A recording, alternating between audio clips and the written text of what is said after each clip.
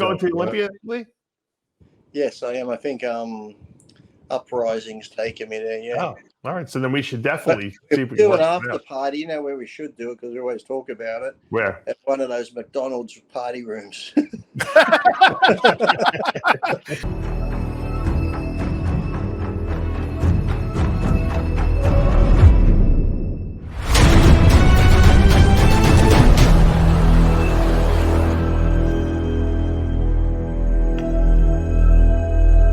I created Species Nutrition with one mission in mind: to provide bodybuilders and serious athletes with no-nonsense supplements that work.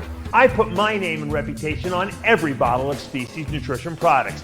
If you want to be your absolute best, join the evolution.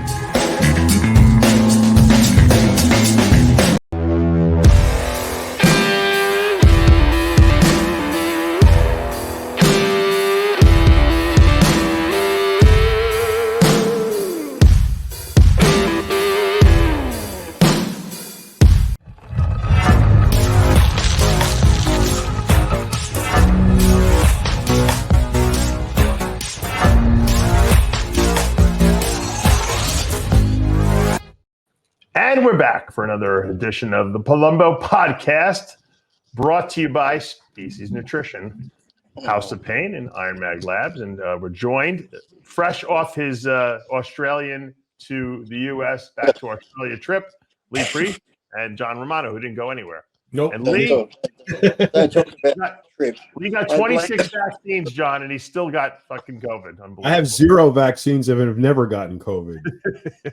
Well, this is the thing. This is, I think, this is the worst I've ever felt. I had it once and didn't even bother me, but this one's like, I went to bed. I'm like, I don't feel too bad. I'll just go to bed. But when I woke up, oh my God. You know, when you go to take the bathroom and your body just starts trembling and you can't stop your body trembling, I'm like, oh, fuck. And then I got hot. Then I got cold. And then my wife, she must have, because she was in there throwing up. And I never got headaches my whole life, but it feels like something's trying to trill out of my temples. My lower back feels like it's broken.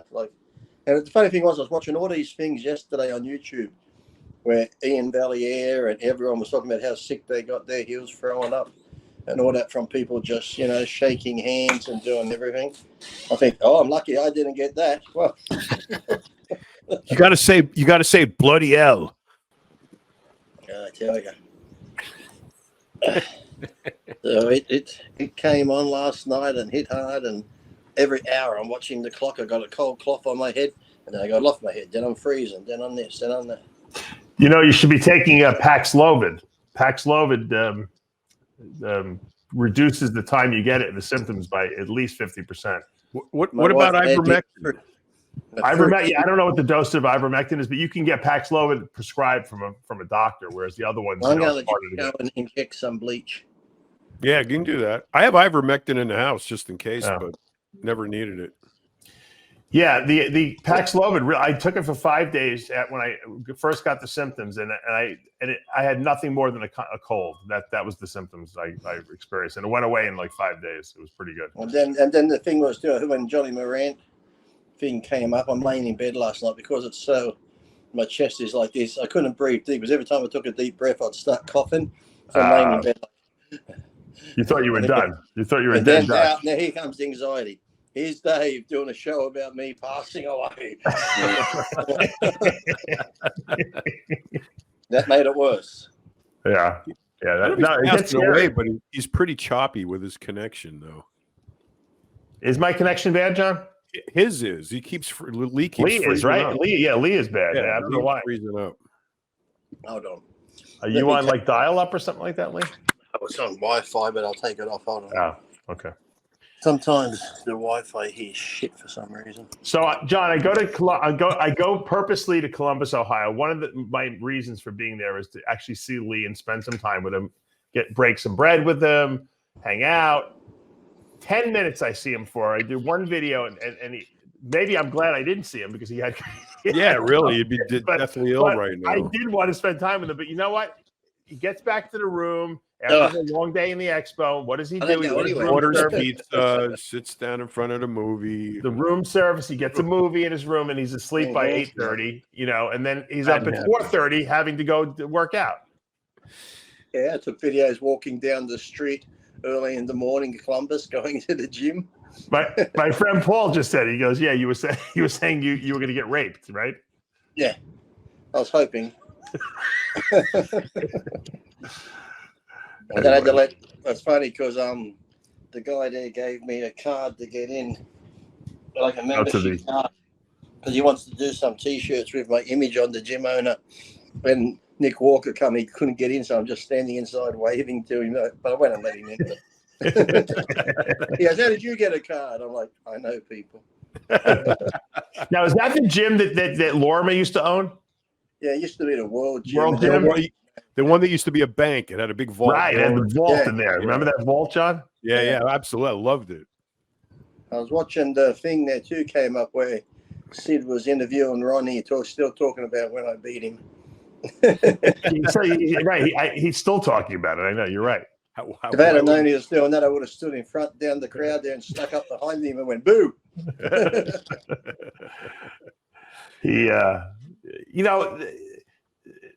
I really had fun at the Arnold, I got to tell you, because I ran into a lot of people that I haven't seen in a while. Guy's sister Nino, obviously Lee, even though it was only for 10 minutes. I got this. I haven't really, I talk to Sid all the time, but I haven't really hung out with him. I mean, it would have been nice if John was there, but maybe we'll see him at the Olympia. Definitely at the Olympia. Jimmy the Bull, of course, backed out. Jimmy was calling me the day before. No, he was backed out when he never backed in. He wasn't ever going. He called me the day before. He's like, is it too late for me still to book a flight? I said, I don't care. I told you I paid for the flight. Can you book it? Yeah, I'll get back to you. Yeah. Haven't heard from him since. Well, he wanted you to say, yes, it's too late. I can't do it. Yeah. He figured the day before the thing, there's no way I'll get a flight. So I'll make it sound good. Yeah, it's not his fault. I tried, but it was too late. Yeah, we tried, but it was too late. Exactly. I have to say, though, I was amazed that, I guess, because Sam Sulek's done videos on me and likes my training style and the Trend Twins, I have to say, probably 70% of a lot of the fans come up to me were the younger kids, 18, 19, who wouldn't have even been born when I was competing. Right. Oh, we love you, you're this, you're that. So I span generations now. Well, do you like that? Does that make you feel like, relevant when you have these young guys coming up to you and saying that they look up to you? And shit? And then some come up with their fathers would watch me, then they watch me. But so many were so young, and I'm thinking, how old are you? They're like 18. I'm like, oh my God, you weren't born when I retired. And then remember, it's funny, I had breakfast every day, and I was like, Arnold was there, so I'd talk to him a couple of times and got a photo with him. But then I saw that. I ran into Brian Powers, as a nice guy. He comes over, he goes, hi, Lee. I said, oh, hi, we haven't had any arguments for a while, because remember him and I had that big online. I remember. Yeah. But he was pretty cool. He was nice about it. He was nice about it. Yeah, he was nice to Aceto too. He saw him in the airport. Yeah. How is Chris doing with his? How I was going to ask. Yeah, I mean, look, you lose a parent. I mean, there's nothing good about it. I think it was a tough weekend for him. I think he's through it now, and hopefully And George, his mom was old. His mom was 86, and she was, when people get older, they get to that age where they're very frail and they fall down. And when they fall, it's usually not a good outcome. I've known, so that's like my uncle, he was, when I went to his funeral a month ago, he was 96, still driving, did everything. Little fall, dead that day. That's it, yeah. Yeah, it's look at that. There you go. But now it looks like you're trying to out-angle Arnold there. Is that? It's funny. On my Instagram, there's a picture of us at the booth laughing because he comes over again to the booth and he puts his arm around me and he goes, you keep getting bigger every time I see you. Now, people don't realize, you see, you have a history with Arnold because you guys used to train at World Gym together. And right, he would come in the morning when you were there? Yeah, every morning. That's like the time when I had my Hummer, because I wanted my Hummer and he had his Hummer. I just had the normal diesel Hummer. He had the turbo one. He's like, take it for a drive. I said, no, I don't want to take it for a drive. Take it for a drive. I took it for a drive. I come back and like, you asshole. So 2 weeks later, I had a turbo diesel. Oh, no. He upsold me. Blackman had a turbo diesel, didn't he? No, his wasn't a turbo. No. Oh, it wasn't? No. Arnold had his whole crew of friends there in the morning too when he trained. Oh, he did. Who would be there? They were the most homophobic bunch of people I've ever met. Oh, they were. I didn't know that. Oh my God, everything was gay. This, gay that. They called each other girl names. Remember, Arnold's best friend was Alice. Remember Alice? I remember Alice. Yeah, that guy, the skinny guy. Yeah, he was funny, Alice. Yeah, he was really. Joe used to call him Alice, didn't he? Hey, Alice. Yep. And yeah, but they were, hardcore. Lee. That's when Lee was there all the time too. Arnold always strolled in around 10:30, 11, right? And then he always make fun too. Sometimes he likes to train with Roland Kickinger, and he'd yell across the room, "Hey, Roland, why does the shorter guy always want to train with the taller guy?" And I'll yell back, "Yeah, but why is the shorter guy always stronger?" And then one time, I think I was getting ready for the Ironman, and Ira used to train Louis, remember? Ira, he was a nice guy. Oh, yeah. So I was doing leg extensions. I was just repping them out. And Eddie and Arnold standing there. And he's like, "Don't you think you've done enough?" And I reached over and I lifted up his shorts and I went, "Yeah, I guess." I said, "Because when I really think about it, in the end, I'm only going to get old and look shit like you two." Oh, no. He's like very funny. So that's the good thing. He'd always put shit on people, and Rolf would come in, and Sven, remember Sven too? Sven, yeah. Oh, Ralph Moeller came in too? Yeah. Yep, Ralph came in, Sven. Bill Parrish used to come in. Bob Parrish used to come in all the time. Who was the guy, the personal trainer? What's his name? Dave, someone. He was always doing the gymnastics on the bar. Doing handstands on the bars. He would do a flag and hang sideways and shit. I forgot his name. But the funniest thing ever was I would go in the afternoon and it was Zabo's time to work. Zabo was asleep. Yeah, he put his glasses on, have a book, take the phone off the hook and just... And then all of a sudden you see Joe come in. Put that phone on the bloody hook. I'm going to call you forever. Because Joe we'd be calling him and he was never any... He was always busy. Or you ask Zabo, how much for the shirt? Some tourists would say, he's like, you look at the shirts and go, I don't know. That's the thing too. No matter, even when they moved to Marina Del Rey and that, it was still the old cash drawer. He never went high tech with scanning cards or anything like that. It was just the old till. I thought there was such a fun in that gym at those. Remember that time you were going to curl 315 and you were like all psyched up, and then Eddie Giuliani looks at you and he goes, "I know, better not tear your bicep." I know. What's his name? Was it Steve Parrish, the one who did the designs on the shirt? Yeah, Steve Parrish. I wonder where he is because he took photos of that, and people don't believe him, but he actually took photos and would keep them in his gym bag. So if anyone can track him down, if he's still around, and he's still got the photos, because I'm finally going to do it. I'm right out on the balcony. Joe's yelling out the window, "Come on, fat boy." I got my wrist straps on. And just as I'm about to lift it, Eddie comes over and puts his hand on my arm and goes, "Hey, Lee, don't tear your bicep." I wasn't even fucking thinking about that, Eddie. Now I've got to start again. Then he had to start over. Because anytime anybody's going to lift heavy weight like that, they always draw a crowd. I mean, people watch, So, I mean, I'm off to the side, watching it. I remember there was a tourist coming once and he was yelling and screaming, and Joe goes out the wheelchair. "Here's the money. Take that and get the fuck out." He goes, "See him over there?" He pointed to me. He goes, "He can squat 6-7 plates. I don't hear a word from him." So why was he so against making noise in the gym, though? I don't know. He just did. I think because I used to go to his warehouse when he made me those dumbbells, the 200-pound dumbbells and that.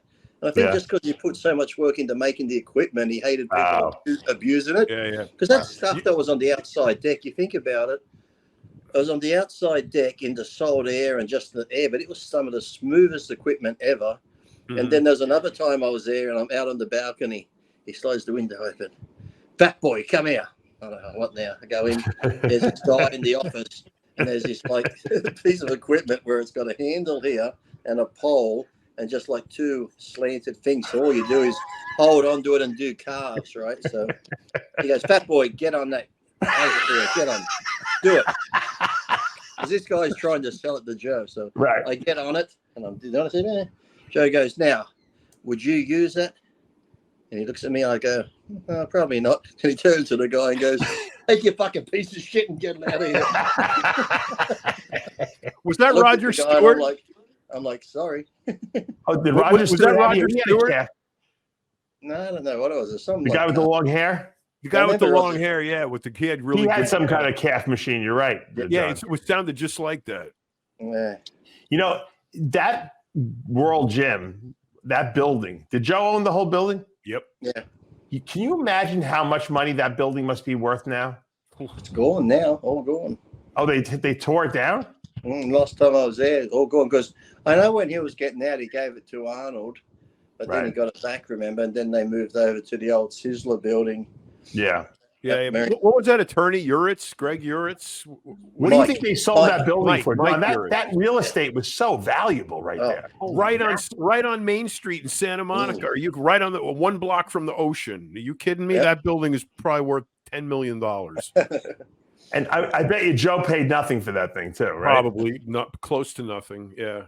Well, actually, he built it. He bought the lot and then he built it. He built that building? Yes, the original, the one up with the gym upstairs with the parking lot underneath. Really? Wow. He built the second one too, the brick one down the street from Gold's. He built that? Corner. He was already in a wheelchair, though, wasn't he? I mean, he didn't hammer the nails in, but I mean, he built it. I mean, he had the it worst built thing from about scratch. that one was it's only time you did legs or did anything, the toilet was upstairs. You'd have to go up those stairs. I'd be like, oh, fuck it, I'm just going to hold on to it. I can't be bothered going up the stairs.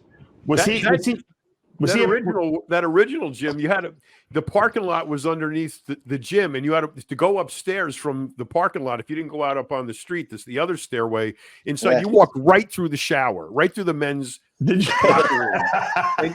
There's naked dudes down there taking a shower. You know, I walked by and Arnold was taking a shower. And then one the time. one on Abbott Kenny had the elevator to go up where he put Arnold's big parking plaque down there that looked like a tomb, and some days would put flowers on it just to piss Arnold off. Well, it was a relic. It was like a copy of the star on but it's like Hollywood a huge Boulevard. one, a big like red marble thing with Arnold's name in it. Where did Joe get the money to even build a building like that? I mean, he wasn't making a lot of money from the gym, from what I understood, right? He was a merchant marine. He made good money. Oh, he did. I think he had a few properties too, because what's his name? Was it Steve Majanic or whoever used to rent some house off him, and little Charlie had little crazy Charlie, Joe would call him. Charlie Aarons. Yeah. 400-pound Charlie Aarons. Charlie Aarons and Steve Marjanian were legends in Venice, in Santa Monica back in the day. And Tony Novak used to be. And Tony Novak. Tony Novak, who people probably know more for making the Arnold jacket. No, but Marjanian and they were the strongest guys ever. They could fill up the whole. One of them drove a 50s Cadillac or Bel Air or something. Literally, one is the left shoulder's touching the window. Their two shoulders are touching in between, and the other guy's shoulders touching the window. They were huge. There's a picture of a cover of a magazine. We've brought it up before of Charlie Aarons. It's either Marjanian or Aarons. He's standing like this, and there's a girl standing on his forearm. I know he also too, because I said he had that big warehouse where he'd make all the equipment. That was out where is it, where the big donut is on the thing out that way somewhere? Oh, that's down by the airport. But then he also had big huge property up Moore Park somewhere as well. Wow. And then, I used to live right down. I used to go to Costco with Joe because he needed a hand sometimes, so I go to Costco with Joe. Who did he leave all his money to when he died? I think little Charlie got some, and there's a lot of stuff going on, and I think there's a lot of infighting going on with Uritz and all that in the clothing, because Mike Uritz's brothers were doing when someone goes, they all start fighting over shit. But I'm saying he must have had some cash in the bank or something like that. I wonder who got all that. Like I said, he left me his dogs because he knew I love dogs, so I got Prince and Lance, his dogs. Cool. But let me tell you, going driving with Joe in his car with his hand control was like taking your life in your hands, because he drove like a lunatic. Oh, he did? Oh, my God. I lived 2 blocks from his house on Rialto. Really? So, I used to see him I was on over there for a barbecue. Was he actually paralyzed, or was he just No. He was he had like what 17 back surgeries, and he had like crutches he would sometimes use, just like it got progressively, worse. So was he like he was like Ronnie Coleman almost then? Kinda. Yeah. When we used to go to different conventions, like Mike Urich and Eddie would drive, but they'd always ask me to go with Joe on the plane. And let me tell you, in today's day and age, the way Joe would make jokes with the stewardess, he probably wouldn't get away with it today. He liked to hit it. When I was first married, like years back in the 90s, my wife and I went there, or I think she was my girlfriend at the time. He was like, all right, leave this guy alone. Go do your photo shoot or whatever. I'll take care of her. Yeah. I'll take care of her. He was hitting on her the whole time. He was always ladies' man and everything. Mm-hmm. They definitely were the good old days. Did he ever go to the Arnold Classic? Nope. No, but he did go. This is how I knew, because I used to train there all the time, and Eddie come over one time and he whispers at me. He goes, Joe likes you. I said, why? And he'd always give me these nicknames. I said, he hasn't been to a contest since Arnold last competed, but he's going to watch you at the Ironman. Oh, really? Wow. Second, he was like, go in the gym next day. He's like, oh, I can't believe it. I don't know if I go to another show. Them gorillas with their big fat stomachs. How did they fit you? He was very proud of you then. He was like your like a little like father figure. He was like his illegitimate son. He was so much like my grandfather. I actually pretty much thought of him as like my second grandfather. So. Right. That's great. It was if you knew him and he liked you, it was funny. On the surface, he was always cantankerous, cranky, insulting, ball busting, but he loved you. I mean, he gave you a nickname, and you were. Even though he was being cranky and ornery and cantankerous, he was still. You knew that it was like your grandfather. He's got it right there. It was like it's like you knew he loved you. You know what I mean? But he was still. That's just the way he was. What was your nickname, John? I dressed up as. I got to find the photo. I dressed up as Santa Claus and went down there, and he's in his wheelchair, so I'm sitting on his lap as Santa, pushing him around, being funny, and Eddie's there pushing him around. That's funny. He's like, you're the fattest Santa I've actually seen, fat boy.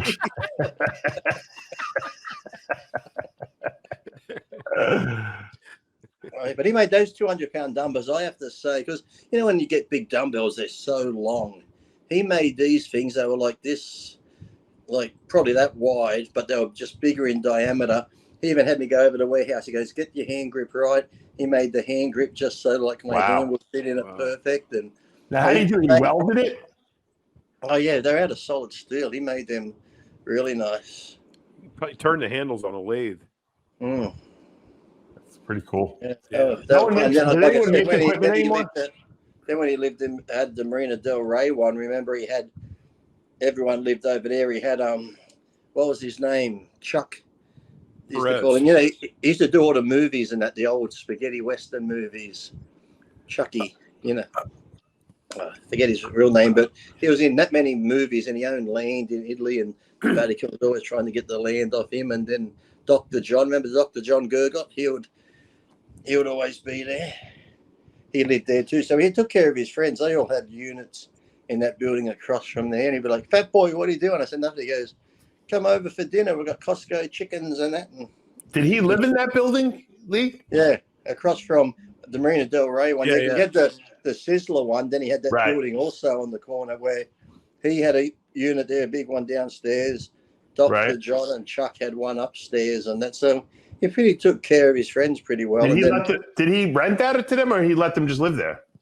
He just let them live there. Wow. You know what that building is worth today, right on the corner? Oh, my God. It's got I think it's like a restaurant. Last time I went past, I think it's like a big restaurant brewery thing now when I went past it last time I was there. Wow. And did he had that built from scratch, that building, or no? Yep. No, it was a Sizzler. Yeah, Sizzler, the gym. But the other building was already there, but he just turned it into everything. But say, come over for dinner, fat boy. We got Costco chickens. We're eating Costco chickens, and then he just throws the chicken to his dogs. He had little Jack Russells in as well. Do you think he sold that original building and then took the money from that and then built the other stuff? Yeah, would have. Yeah, he must have. He must have. He probably got a nice amount of money for that building. Oh, prime real estate. I like watching the old. Sometimes I'll see the old, or even my old videos when I see my old training ones from the gym. I don't like watching myself training there. I like looking in the background and seeing everybody else, like all the old friends and people I knew in the background. Yeah. It was a renaissance, really. I mean, it was a who's who, and there was a period where you had the old guys coming and the new guys at the same time in the gym, and that was I don't know how many years that occurred for, but that was special. No one really, you guys probably didn't even realize how special it was that guys like from Arnold's era was there with the new guys, Right. And it was like when I redid when Arnold did his encyclopedia again and asked me to do photos in it. Yeah. We'll be doing them. We did a lot of photos, and I tell the story. I'll be doing the preacher curls, and I'll be like, stop. I'm like, what? He comes over. He goes, we need more oil. So he'll put oil on my arm. Carry on. I'll be carrying on. I'll be like, stop. What now? You're sweating. He comes and wipes my sweat off. Arnold did? Yeah. He'd come over and just dab me like that. That's like a Joe Weider move, right? Yeah, it's definitely a Joe Weider move. I said to the photographer, I said, fuck all the training shots. I said, every time Arnold rubs oil on me and wipes my sweat off. Yeah. Snap a picture, right? There was, for a while there was such a dichotomy between the two gyms. Like I had memberships at both all throughout the 80s and up until I guess I moved to San Diego in 95. So, you trained, it depended on the mood. Gold's was a fucking zoo. It was an absolute circus. There was no rules. It was chaos. There were girls half naked, training in shredded fishnets and thongs and loud music. And then, World was like a library. You couldn't clank the weights together. No music, no heat, no air conditioning, no amenities, no nothing except Joe scowling at you in case you click the weight together. But it was the mood. I mean, sometimes, and it depends on who you wanted to, train near. If Tom Platz was training arms, I'm going to World, or Gold, wherever he was training that day, So but because the gyms were close, they weren't even a mile apart. Oh, so it's funny too, because when you go in the Gold, you had the same people. There was that guy like Arnie List was always there, and Billy Smith and everyone. But remember that guy who was a personal trainer? Used to call him Richie Cunningham. He was just Chrome Dome. Yeah. Chrome Dome. Yeah. Oh my God. Oh, what was his name? He had He'd carry his towel around. He looked like Richie. He was always there, even when always there. And he trained these two girls. He trained them for 25 years, and they never changed. They never ever looked different. What's her name was always a Gold. Was her name Annie Rowe? Annie Rowe, yeah. Oh yeah. I used to see her. I didn't know who she was, but she had. Yeah, she looked. Was she like I dated her a couple times. Did you? Rowe. Yeah.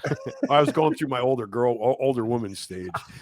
She was in good shape for. How old was she back then? She was 50 when I was. Some people would call her Granny Rowe instead of. She's still alive. She's got to be like in her 80s now. If she's probably still looks great. I bet you. You know who's still alive? You probably remember her. She used to always come in. She's a shorter woman. She had a real strong Swedish or German accent, and she'd always talk to everyone. When I was last back there, she was still there. I'm thinking, fuck, you must be 80 odd. I haven't seen you for a long time. I'm like, you're still here. You're still here. It's like so many people were still there. They just look older, but they're still going to the gym doing it. You know what? It's the same thing at Bev's gym. If you go to Bev's gym, the same guys that from the 90s are still working out there at the same time of day. There's the night crew with Rick Collins, and then there's the day crew, and it's hysterical. But the best thing, we mentioned it before too. The best thing would always be Kent Keane, how he could remember everybody's membership number. Yeah, you wouldn't even have to show your card. Lee 6742, you 89721. It's like fucking hell. It's like everyone's number. He knew it. Lee, do you remember Hani Van Aken? Yeah. She used to train with Carl List. And it was the most insane thing. She'd be out, I don't know where she was from. She's not, heavy somewhere accent. She'd be outside smoking a cigarette, and then come inside and do incline bench with 315. Oh my God. Holy shit. I remember, I remember the one time I told you that story too. I was going to the gym, I'm walking in, and there's Mike Mentzer out the front. He's got his big T Michael top on, because he's overweight now, and he's standing there. He was smoking. He looked over. Lee. I said, yes. Yeah, come here. I'm like, what? He goes, I've worked it out. I said, what have you worked out, Mike? Takes a smoke. Arthur Jones is God. I said, he is? He goes, yeah, that song, How Great Thou Art? That's about Arthur Jones. Oh, look at this picture I found. You guys are going to love this one. Watch I'm this like, one. okay. Look at this picture, John.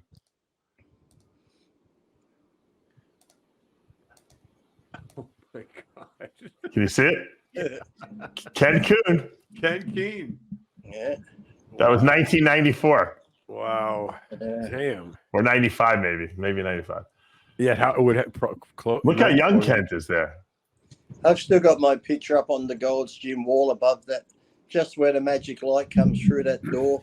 My picture's still up there, one of those hot skin outfits when I was. Really? Yeah, you're still up there. You're right. The urban girl one, yeah. So what do you think about this? Have you heard about this? Generation Iron is doing this new 60th anniversary Olympia documentary for the Olympia. No, I haven't. Yeah, it's Is it going to be good or controversial? Or are they going to do? I don't even know. I don't know what they're going to do. I was on Xavier's podcast the other day. We were talking about this a little bit. I said I hope they're going to be talking to old, people who were in the Olympia from all the different generations. I think that would be. Yeah, I hope they interview Platts and that and all those type of things. Yeah, I don't want them to just do another follow around, Derek Lunsford versus Hadi Chopin. Yeah, I think it should be generational, like historic. Yeah, Platts could tell stories about because he was in Australia when the Mike Mentzer and the Arnold controversy happened, and all different stories like that. So. Speaking of documentaries, apparently there's a second coming of Bigger, Stronger, Faster. I talked about that. I told you Chris Bell came out here and filmed me for a little bit. I was kind of surprised because Rick Collins and I were literally consultants on the first one with screen and everything. And speaking of documentaries, the new Lee Creech one will be coming out. So that's right. That too. Am I allowed to play that clip? I don't know. Did he say you could or you couldn't? I don't know. I think what's his name? Andy Cunningham sent it to me, who was supposed to be on the show right now, and he's not. But he's on. I think he's in Queensland. They're on daylight savings time, so he's probably missed out. Speaking of daylight savings times, we get to turn the clocks this weekend. Oh, we do? Yeah. We lose an hour, right? Excited. Fuck. Go back. Where it gets light. Spring forward. So now it's going to be. Now it won't get dark until 8:00. Then you have to remind me what time we do the show. I know. Yeah. Hold on, I'm gonna play this little preview thing they sent me. If they zap me for it, I'm gonna be pissed off, but I don't think they will. Hold on.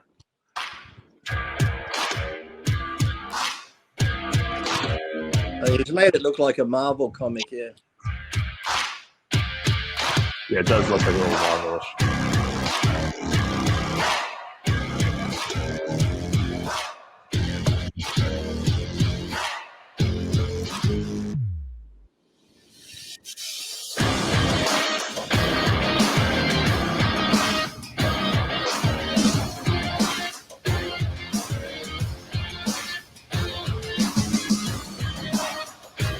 Very long.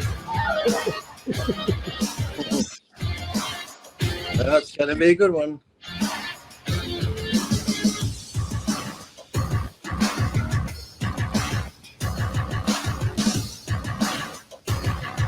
Holy mackerel, pretty long.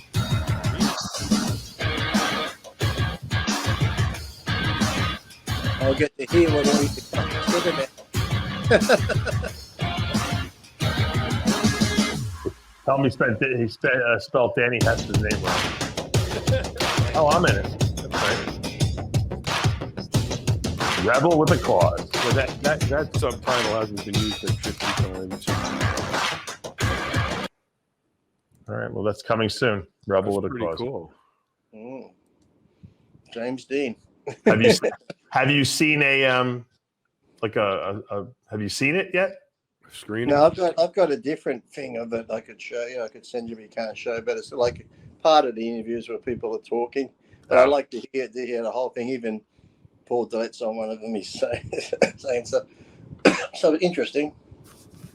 Actually, you sound a little like Paul Dillett now with your COVID. You can barely. You're coughing out your words. Every time I go to take a deep breath, it makes me cough. Well, that's what Paul used to be like. I need the towel in my mouth like Porter. Paul always chewed on the towel. Paxlovid. You better look into it. Yeah. You're going to be sick for 2 weeks. You probably don't have that in Australia because of. Oh, you had. Believe me, you have it. I'm sure you have it. It's Pfizer. They're all over the place. Well, I took 2 Panadol. What, for like PMS? Yeah. I didn't even talk about last night. It was a nightmare. You should be taking a melatonin before bed. Although I know it's kind of. Do you have any Somalize left over there? No, I took. This is what I took last night. I took 2 Phenergan. That's like an antihistamine, a strong one that puts you to sleep. And then 2 hours later, I got up and took some cough medicine that had like codeine type stuff. And then a bit later on, I got up and took half a Xanax. And I'm thinking, I'm going to fucking die just from all the shit I'm taking. You are. Melatonin is very good when you have COVID because it depletes intracellular melatonin. You should be taking a lot of vitamin C, zinc, chelated zinc. Do you have any V mineralized left? Yeah, and I know my wife has melatonin because she got some prescribed. Take that before bed. Yeah, take like 10 milligrams if you can do it. Before bed, I'm not leaving the house today. I'm just trying to take it. No, you'll mess up your rhythm. You don't want to mess up your circadian rhythm. Yeah. Just take it before bed. It's already messed up from traveling back from. That's true. I can't know if I got it from the expo, but the guy in front of me on the plane, right, the whole way, like every 20 minutes. Oh, well, that's where you got it. He was hacking on you.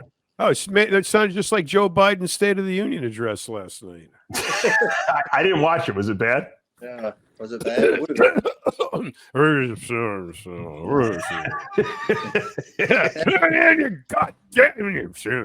How can they say that he's like competent when he goes to? I like when he goes to talk.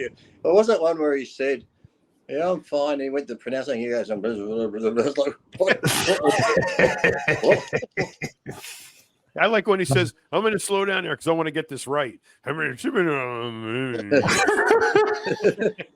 and I was like, "You're just making up words." I love that. You got to love. I love when I feel so embarrassed. I can't even watch it. I got 2 words for you: made in America. I love watching the people on The View, those wankers melt down. Oh, God. No, you know who's better? I lost a bet and I had to watch Morning Joe. You ever watch Joe Scarborough in the morning? No. He's been around forever, hasn't he? God. This guy's mentally ill. There's no way he should be on not in a straitjacket. There's just no way. He belongs in a mental institution. Hasn't he been around since the 70s? Yeah, he used to be a Republican. Yeah, I'm saying I remember watching him on the news when we were kids. I don't think he was in the 70s. No, I like that other guy. That other guy gets stuck into him a bit. That Levine guy. Oh yeah, Mark Levin. Yeah. He gets really fiery. Worked up. But now they're all the View ladies at Sunny. Anyway, so getting back, I want to talk about this documentary. So they're making a 60-year anniversary for the Olympia. Now, the Olympia is going to be 60 years old. I mean, that's pretty significant. You know, that's a long history right there. The question is, what's the right way to showcase that? I mean, is it do you go back and you talk to the Mr. Obviously, Larry Scott's not with us anymore, but Frank Zane, talk to Frank Zane. Yeah, I mean, you get them all the ones that are alive. You get them together. I mean, that would be the best way, right? Yeah. Samir would take up half the tape talking. Yes, Samir, they would have to put a gag order on him. But right, you'd have to like drug him before you took him out. But I mean, so you're not going to get Sergio, you're not going to get Larry Scott, you're not going to get Chris Dickerson, but. I mean, there's 15 other guys you're going to get. I mean, Arnold, Samir, Lee Haney, Zane, Jay, Ronnie, Phil, Dexter, all of them. Sadly, you won't get Sean Roden. You won't get a couple. No. Well, you get the guys that are alive. I think that's important. You should put them around a table, like But even if you can't have like the ones that have passed away, Sean Roden, that maybe have on like a training partner or someone that was close to him just to tell some stories about him or something. Yeah, right. There's only 18 of them, so there's no reason why they shouldn't be able to get a big, half semicircular stage, put 18 chairs up there, posthumously honor the guys that are not there, but still give them a chair, and put up everybody else there, and you from earliest to latest, and they all tell stories about their experience at the Olympia. And like Lee just said, the ones that are no longer with us, you do some kind of video tribute to them, and play that in their stead. And I think that would be the best way to do it. And then you get people who are like historians of the sport who can give you the the history and the stories behind all the Olympias, because there's been a lot of controversies at a lot of the 80 Olympia with Arnold and making the comeback, the 81 Olympia where Franco had the broken leg and came back and won the Olympia. And 80 was an 82 where Platts looked like he should have won, but Dickerson won. Yeah. They should make sure Frank Zane leaves his guitar at home. Please, no guitar. But they should also have a round table of the guys who should have won but didn't. Right? Because there's several very controversial, guys who should have won but didn't. Well, you got the guys who took second a lot, like Levrone and Flex Wheeler and. Those Martinez, like the guys that literally should have won, or could have won. Chris Cormier, Flex Wheeler, Chris definitely. So I think if they did that, I think that would be more interesting than trying to follow guys around. I think Mike Christian should have almost won that drug tested one they had, because Haney was off and Labrada was off, and Christian looked fantastic that year when they drug tested. Yeah, was Christian? You think Christian was clean or no? Yeah, probably would have been, but clean, cleanish. Yes. Uspari could have been up there too. As second place 3 times in a row. That's true. I don't know how many times I used to watch his when I was younger. I had the VHS tape of Gaspari posing to the final countdown. Yeah, that's right. But then he had remember he posed to that song. I think his brother sung it, called "It's My Life, It's My Destiny." Yeah. It's my life. Isn't that Van Halen? No, it's actually, I think that song his brother sung it. I think you're right. My life, it's my destiny. Do what I want to do, be what I want to do. Yeah, it's like a pretty good. So it's like the words in it were about the Olympia, and I think his brother. They changed the words. Okay. Yeah. It's almost like Rambo, that song "Peace in Our Life" that Frank Stallone sung. Yes. Yeah. Frank Stallone was always good. He was always at the gym. He was a nice guy. I was going to say, didn't he go to the Golds? Yeah. Yep. He was going to but of course I was with Kathy at the time, and I was a nice guy, and I didn't want to get in trouble. He wanted to take me to the Playboy Mansion. He's like, "Come on, Lee, come on." Oh, no way! You didn't go? No, I didn't go. No. Wow. And then he wanted to buy a Hummer, so he's like, "Let me drive your Hummer. I want to test drive." I'm like, okay, take it for a try. You should have gone with Kathy to the Playboy Mansion. But I still laugh. I used to laugh. Like last time I was there. You lost over that very quickly. You lost that train of thought. When I was there before that, it's sad. Like I said, it was good to see James Caan last time I was over there, but then he passed away 2 weeks before. But I still laugh about, because he used to love the AFL, the Australian Sydney Swans AFL team. And I just left the firehouse and I pulled up at the stop sign near Rose. And James Caan's like, "Hey, Lee, did you see the game?" And he's going on. Next thing, the car behind me is going, "Bam, bam, bam, bam." James is like, he starts talking again, "Bam, bam." James Caan's turning around. He's like, "Will you just fuck off blowing that horn?" And the person then just decides to drive around me. It was like a scene from The Godfather right there, right? Yeah. And he goes, and this guy drives past, he goes, "Oh, I just got told off by James Caan." Well, that Robert Duvall, he would always be at the firehouse. Oh, he was there too? Yep. Yeah. Were they friends? The guy who played in Jaws, too, he was always there. Richard Dreyfuss? Richard Dreyfuss was always there.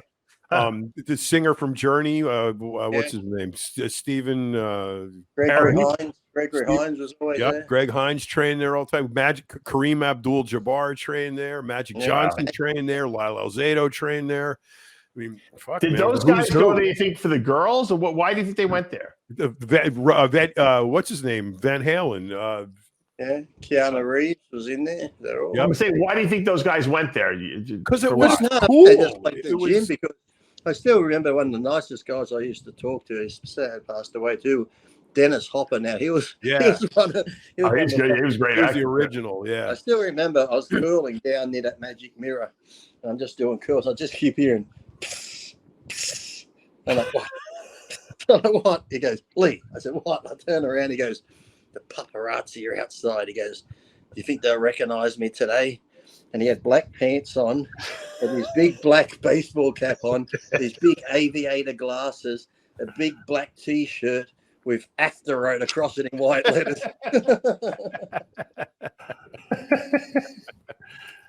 It's funny that all these actors really liked you, Lee. Yeah, but a lot of them, like I said, you know who was really nice and actually down to earth, he trained at World Gym a lot, was Rutger Hauer. Yeah, I liked him from that movie, Nighthawks. Yeah, really cool. Well, let me pull up Dennis Hopper here. There was a lot. It was late morning. It was the celebrity. You know why? Because it was cool. The Gold's Gym in the 90s and the late 80s and 90s was cool. Everybody wanted to be there. Yeah. You had actors, bodybuilders, the wrestlers would come in. Yep. There'd be porn stars. My friend who worked on the desk, Mikey Blonde, he'd be like, Yeah. you know who that girl is over there? I'm like, no. I said, who? She goes, that's a porn star. So I'm like, oh God, she doesn't look that great. No, but it looks good on video. Victoria Paris was a porn star. Used to train there, and there was another one, a little blonde, that used to train. Who was that other girl? Oh, Denise Richards would always come in there and train. Oh, she's good looking. Carl Weathers, he would come in. Yep. Denise Richards is hot. Yeah. Carl I Weathers. did a photo shoot with that other girl. What's her name? She ended up being on TV a lot. Brooke someone. Brooke Shields? Barbara Dare. That was the porn star. Brooke, forget her name. I think Sean Ray might have even dated her. She ended up having her Brooke own. Burke? Brooke Burke. Yeah, Brooke Burke, yeah. I did a photo shoot with her at Robert Reef in this big, beautiful house in the hills, and that should always be at Gold's Gym. And Gabby Reese, the volleyball player. Oh, that's right. Yeah, she was there. And who was the? I remember Gabby Reese would come in because she Superman guy who dated her. What was his name? Yeah, she dated Dean Cain. Yeah, Dean Cain, right? Yep. Yeah. He was in there all the time. Yeah, good old days. Yep. It's crazy. Now the comments on this video. Look at these 3 old bastards just reminiscing about talking about the good old days. But they were. But that's even though Gold's has changed. I did say when I was last there, because you have these memories, and when you go in, it is different, but yet it almost feels the same because you have all those memories of how it used to be. Mm-hmm. So even though it looks a bit different and different people aren't there anymore, but you know what? Feel it. You still sort of feel the old days. Yeah. My full circle comment on this is, and the reason I think it was important, we talked about this, if you want to try to capture that feeling again, because you can never do it at Gold's again, you go to the Arnold or you go to the Olympia and you go to these gyms where everyone goes, and you'll see all these people training in one place. And you know what? It brings back memories of when I went to Gold's and I would go train there. Yeah. Yep. So that, I always tell people, you can watch the Olympia on live stream. You can watch the Arnold live stream. But you know what? When you go there in person, it's a different experience. And I can't explain it other than go there and experience it for yourself. Don't sit in the hotel room like Lee does. Go out, go to the gym. I experienced the experience. Hang out with people. Go out. When the sun goes down, there's nothing more I'm trying to organize an experience. after party next year, John. Yeah, I know. We talked about that. Yeah, I had a few people contacted me already, like supplement companies that want to, pony up some cash for it. So we should do it. We should try to do it as top notch as we possibly can do it. And spend a lot of money doing it and make it. No, let's just get Jason. Let's find out what Jason DeHere is these days, and maybe he can run the whole thing for us. Yeah, we got to have a kicking DJ. I want good music. Yeah. Just bring Mr. G and that out there. You'll be right. Yep, there you go. We'll have a midget wrestling match. Yeah, rematch of Mr. G. He'll be fighting everyone at the expo. No, do the greased pig or the chicken or whatever he was chasing around the warehouse. That was so funny. Oh my What's god! ever happened? I know. because he used to always MC. We should have like a fashion show of all the hot like bikini and wellness girls, you know. At the I haven't seen for a long time at the shows. I sometimes chat to him on Instagram. Is Lonnie Tepper, because remember he used to MC a lot of the shows. All those Arnold's and that. And yep. You know what we should do is an Instagram live show. So like all the hookers that are shaking their ass and their tits on Instagram, we can have them come live and do it. You know, like we'll make it like a runway, you know, and have people on either side and have these girls, you know, shaking their ass like they do on Instagram, and it'll be like live in person. No, we should have like some sort of like a body contest, John. I'm telling you. Yeah, of all those girls that post those retarded, whatever, or the girls in the show. And then what we could do is we can get a supplement company to put up like 10 grand or something like that. 10 or 20 grand, whatever you want. You know, sponsored by Tampax or something. Yeah. Exactly. Then you'll get everyone who goes there who wants to see the girls, and then you'll get the girls to go there because they want to win money. You know. We'll have to put our thinking caps on. Girls. Strategize. We're going to strategize. Girls from the Spearmint Rhino turn up. I don't care. They can come from anywhere. We get Mel Chancey to help us in that case. Yeah. Oh, yeah. Maybe that's true. We could have Mel do some behind the scenes work for us. Yeah. Yeah. So, all right, there we go. We're putting the ideas out there. We're getting the wheels turning somewhere. The way I'm feeling right now, though, I'm just hoping I don't get a call soon, because Guy was talking about flying me back to New Jersey for his gym opening on the 20th. You should. You can stay with Greg. Stay with Greg in his house. That would be fun, wouldn't it? That's only like 2 weeks away. I'd be turning around and flying back to New Jersey. They could just they could give each other COVID. Yeah. me, Greg, and Jimmy could all go to the hospital. Is anyone doing an after party for the Olympia? No, I don't know. You should find out. Yeah, because, I'll put my feelers. Are you going to the Olympia, Lee? Yes, I am. I think Uprising's taking me there. Yeah. Oh, all right. So then we should definitely see if we can do an after party. You know where we should do it, because we always talk about it. Where? At one of those McDonald's party rooms. Just have somebody jump in the ball bin, or we can do it like we can do it at one of those wedding chapels, John. We can drive through.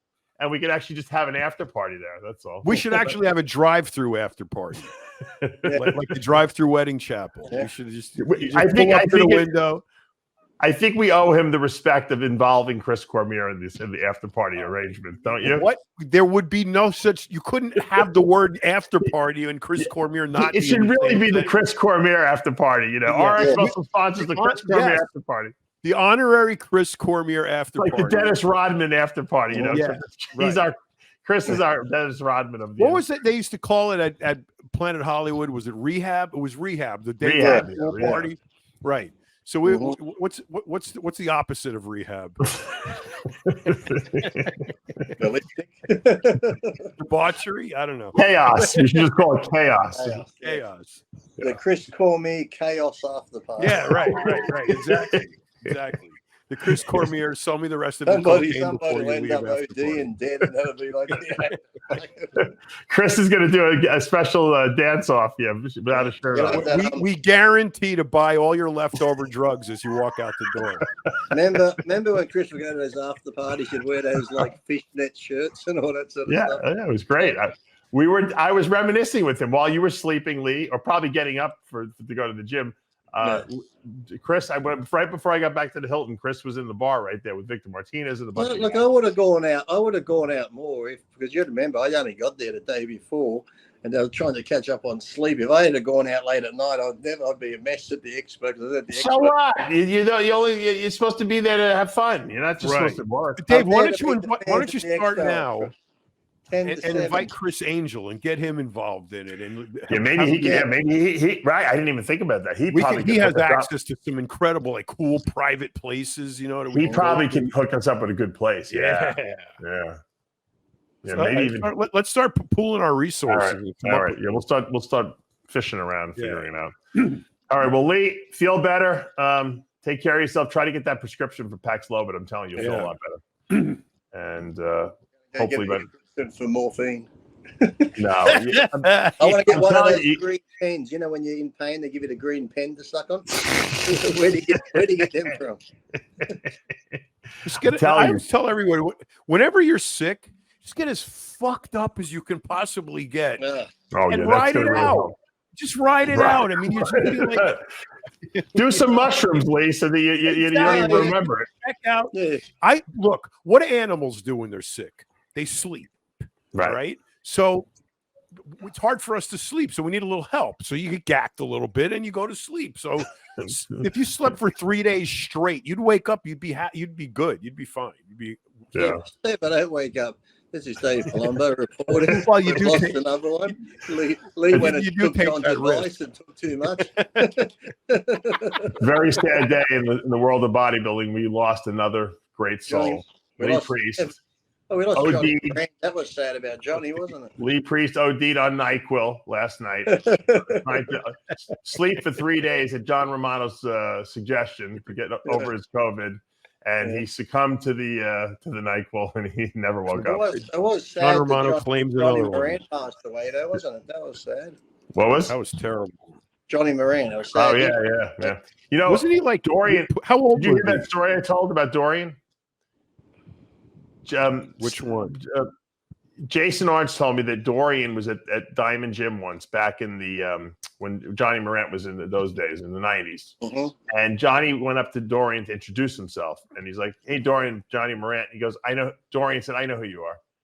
And he's like, "You do?" He goes, "Yeah, you're the biggest waste of talent in the IFBB." But when Johnny did Johnny that, couldn't believe that Dorian said that to him, but it was right, you know?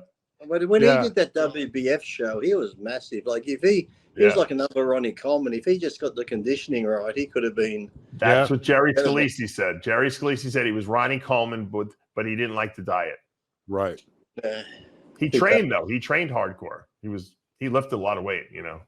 Well, they say it always goes in threes. Sadly, we lost him. Chris lost her mother, and George Farrell lost his father. Yeah, very sad. So, all right, I got to wrap things up. But feel better, Lee. John, great talking. Yeah. And guys, let us know if you have any ideas for the next year or maybe this year's Olympia after party. It has to be this year, 60th anniversary. This is going to be big. That's right. Yeah.